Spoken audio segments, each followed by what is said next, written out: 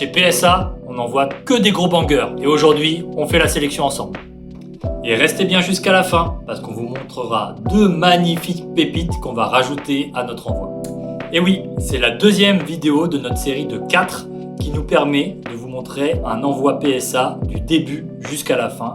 Souvenez-vous, dans notre précédente vidéo, on avait regardé ensemble quels étaient les critères de notation de PSA et comment maximiser ses chances d'atteindre le fameux 10. Et du coup, c'est parti pour la deuxième étape, le choix des cartes.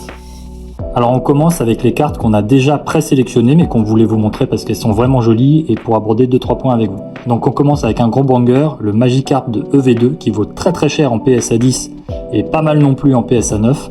Et celui-ci, la difficulté en fait souvent sur cette carte c'est le centrage. Et celui-ci, il nous avait l'air très bien centré. Pour nous, on espère le 10 parce que derrière, il est absolument impeccable. Je sais pas ce que vous en pensez de votre côté, n'hésitez pas à nous le mettre en commentaire. Quelle note attribueriez-vous à ce Magikarp? Et on regardera ça dans 4 mois, si on avait bon. On continue avec un dresseur, avec Alixia, qui elle n'est pas forcément très bien centrée entre le haut et le bas, mais on a voulu la faire grader, ça c'est pour le plaisir, c'est pour la collection. On continue avec la collection, une carte assez rare, c'est le Mew X du programme Pokémon Play, qui vaut déjà assez cher en loose, mais en gradé, quand on voit la qualité du centrage sur celui-ci, on a de bons espoirs qu'il nous revienne en 10, d'autant que son dos est vraiment impeccable avec une absence totale de points blancs. Le Giratina c'est un peu pareil, sauf que lui c'est également pour le kiff parce qu'en loose il vaut vraiment pas très cher, entre 5 et 10 euros. Mais c'est pour la collection parce qu'il était vraiment très propre et à chaque fois c'est des cartes qu'on a tirées de booster. Maintenant on passe à un banger, ce petit Carapuce. Une carte qui monte et qui a là un excellent centrage parfait. Là on est vraiment sur du 50-50 et un dos très propre. Est-ce qu'on aura le 10? À voir.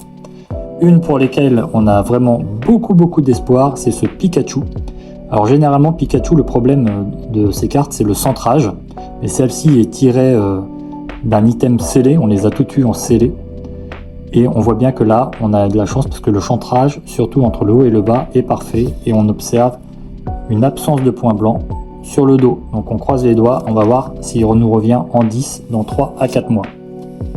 Pareil pour ce petit Salamèche de l'ETB EV3, donc pareil, on l'a tiré de son sachet d'origine et on va voir si elle va nous revenir en 10. Le dos est vraiment impeccable, aucun point blanc et le centrage était parfait, il était vraiment à 50-50. C'est un peu la même chose pour cet Evoli 2V8.5, une carte à surveiller. On avait beaucoup d'exemplaires avec un léger décentrage et un côté gauche beaucoup plus réduit que le côté droit. Celle-là c'est la meilleure version qu'on possède. Elle n'est pas tout à fait parfaite, mais est-ce qu'elle va rentrer dans les 45-55? On verra ça dans 4 mois. Dites-nous également en commentaire ce que vous en pensez, si c'est un 8, un 9 ou un 10 selon vous. Je vous montre le dos. Alors on continue avec un autre tas de cartes qu'on avait présélectionné. Ça c'est celle que vous avez vue dans la précédente vidéo. C'est notre fameux Dracofeu TG03 qui est bien plus lourd sur le côté gauche que sur le côté droit. Pour nous ça vaut un 8 ou un 9. On tente quand même le coup pour voir si ça passe, mais moi j'ai de gros doutes. Dites-nous ce que vous en pensez, n'hésitez pas. On a un deuxième Pikachu pour la collection de Nico. Alors la problématique sur celui-ci, c'est quand on a mesuré et qu'on a utilisé l'outil de cadrage, on s'est rendu compte que le haut était vraiment plus petit que le bas. Donc on va voir, ça sent le 9. On a une autre grosse carte qu'on va faire grader, et là c'est un gros banger, c'est un Alakazam Star. Bon là on se fait pas d'illusion, hein. Sur du bloc X on n'aura pas du 10, d'autant que là il y a un petit point blanc, on va voir ce que ça donne.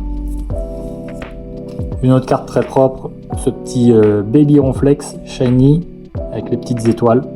Lui, parfait centrage et cadrage parfait. Absence de points blancs sur le dos, ça sent bon. Dans les cartes qui montent, on avait repéré et acquis ce petit Evoli, également bien centré. Et on passe à un gros banger du bloc EV, ce magnifique Mew X, le fameux Mew Bubble, qui va s'imposer à n'en pas douter dans les années à venir comme une des plus grosses cartes du bloc EV en raison de son artwork vraiment magnifique et original. Pour celui-ci, on a de bons espoirs, à voir ce que ça donne. On a également ce Silver Roi Cavalier du Froid dans la version Gold qu'on avait tiré dans un booster.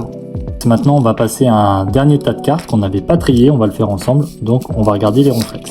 La première chose qu'on va faire, c'est qu'on va retourner la carte, car comme on l'a vu, c'est là où généralement les choses vont mal. Et là, quand on se rapproche, on voit directement un premier problème sur cet exemplaire, c'est tout ce petit liseré blanc qu'on voit en haut de la carte, donc ce qu'on appelle du whitening, et ça permet de l'écarter directement, surtout à ce niveau-là. Deuxième Onflex. Alors, on retourne la carte. Alors, celui-ci sur le dos paraît correct. Les points, alors ici on observe un point blanc ici, légèrement du whitening également haut.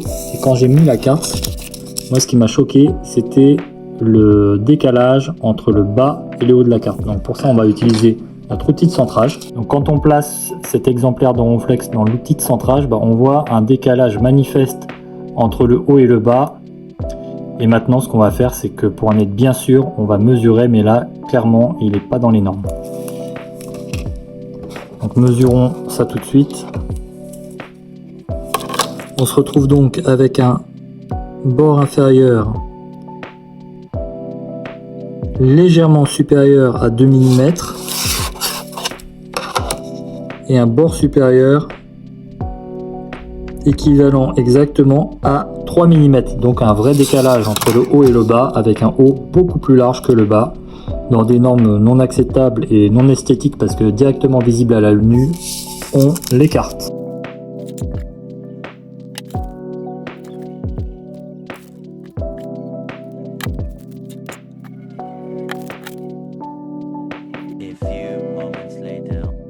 Donc on a fini par sélectionner 3 Onflex parmi la dizaine qu'on a longuement examiné, et nos 3 grands champions vont maintenant être préparés pour intégrer la sélection. Donc on va retirer délicatement l'emballage du Onflex, le faire sortir en évitant de le toucher au maximum avec nos doigts et en manipulant avec notre main gantée.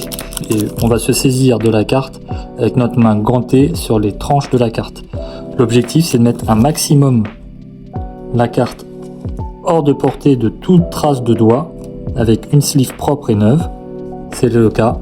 Ce qui va nous permettre également, une fois sorti ton emballage, de l'observer une dernière fois pour être bien sûr qu'on n'a pas oublié de point blanc. Et on va l'intégrer dans un card saver. Allez, on passe à ces petites cartes promo japonaises pour la boutique.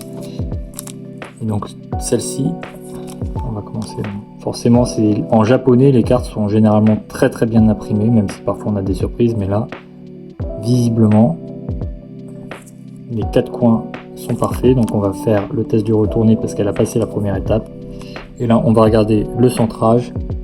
Et globalement, rien qu'à l'œil, c'est très agréable à regarder. Et je pense que même avec l'outil, on n'aura pas de surprise. Donc là, on tombe sur le 2 et 2, de part et d'autre. Donc gauche-droite, c'est parfaitement centré. Et haut et bas, c'est pareil. Donc on peut faire une double vérification en mesurant directement. Donc là, on est à 2 très légèrement dépassés, 2 mm. Et en haut, 2 très légèrement dépassés également. Ça veut dire qu'elle est pratiquement 50-50. Donc celle-là, c'est validé. Et voilà, c'est fini, on a fini notre sélection. Et ce gros tas de cartes, on va le séparer en plusieurs petits tas pour multiplier les envois à PSA. On vous expliquera pourquoi on fait ça. Et comme promis, avant de vous quitter, on vous montre les 2 magnifiques pépites qu'on rajoute à cette sélection. C'est bien sûr le Pikachu et le Nigosier de la Japan Stamp Box, donc un coffret qui avait été édité en partenariat entre la Poste japonaise et l'univers Pokémon. Et on adore ces 2 cartes, c'est magnifique pépites.